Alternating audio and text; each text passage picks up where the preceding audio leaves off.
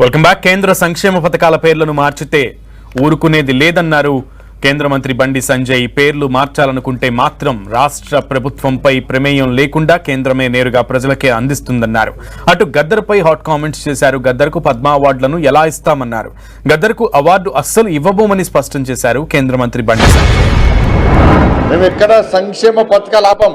సంక్షేమ పథకాలు ఆపే ఆలోచన భారతీయ జనతా పార్టీకి లేదు, భారత సర్కార్కి లేనే లేదు.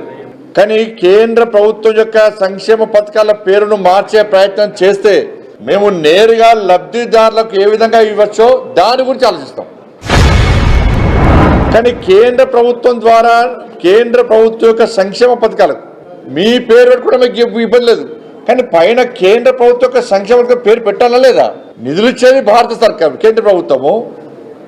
పేర్లు మార్చి ఫోజులు పెట్టుకొని సొమ్ము కొద్ది సోకొట్లక మీరు ప్రజలు మభ్య పెడతా అంటే ఊరుకునే ప్రసక్తే లేదు.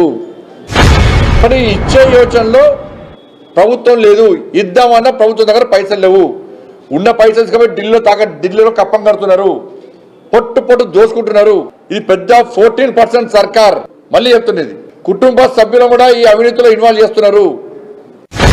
కేసీఆర్ గారు ఎంతమందికి ఈ డబుల్ బెడ్రూమ్ పేరుతో మోసం చేసింది కదా.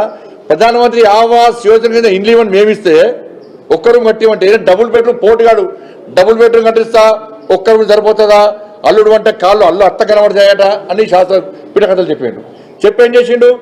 2,40,000 ఇండ్లు ఇస్తే పట్టుమని 10% కూడా ఇండ్లు ఇవ్వాలి. ఎవరికి ఇళ్ళని కూలిపోతున్నాయి అవన్నీ. గద్దరికి ఎత్తిస్తాను చెప్పండి అని భావాజాలం ఏంది?